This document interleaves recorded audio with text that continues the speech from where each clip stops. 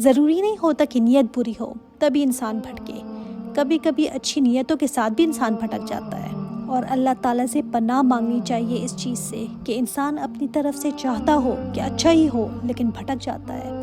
آج کتنے ہی مسلمان ہیں جو بھٹک گئے ہیں نا، نیتیں بری نہیں ہیں مگر علم نہیں ہے، اصل راستے سے ہی ہٹ گئے ہیں۔